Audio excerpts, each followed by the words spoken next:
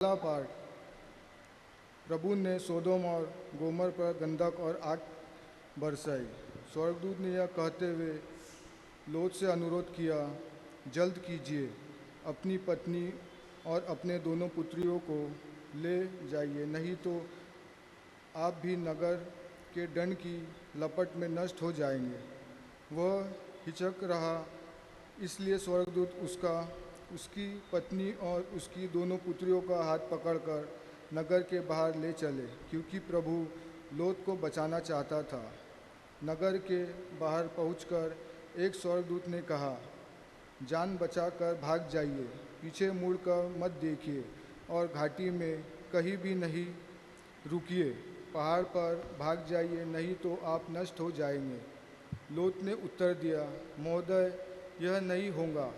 आपने मुझ पर दया दृष्टि की और मेरी जान बचाकर मेरा बड़ा उपकार किया है।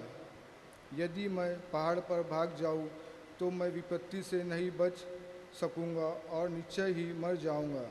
देखिए, सामने की नगर अधिक दूर नहीं है, मैं वहां शीघ्र ही पहुंच सकता हूं।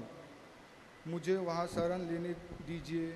यह एक छोटी सी जगह है, मैं वह सुरक्षित होऊंगा। स्वर्गदूत ने उत्तर दिया, आप यह निवेदन मुझे स्वीकार है, मैं इस नगर का विनाश नहीं करूंगा। शीघ्र ही वह भाग जाइए, जब तक आप वहां नहीं पहुंचोगे तब तक मैं कुछ नहीं करूंगा। इस कारण वह नगरी सोअम कहलाती है।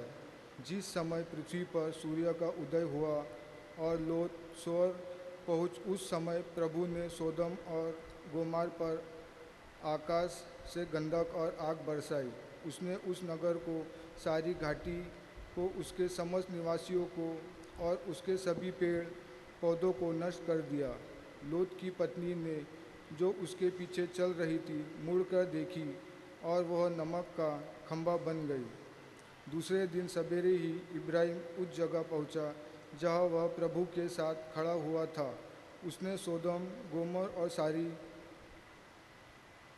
घाटी पर दृष्टि दौड़ाकर देखा कि भट्टी के धुएं की तरह भूमि पर से धुआं ऊपर उठ रहा है। इस प्रकार जब ईश्वर ने घाटी के नगरों का विनाश किया तो उसने इब्राहिम का ध्यान रखा और लोथ की रक्षा की, जब उसने उन नगर का विनाश किया जहां वह रहता था। यह प्रभु की वाणी है। ईश्वर को धन्यवाद।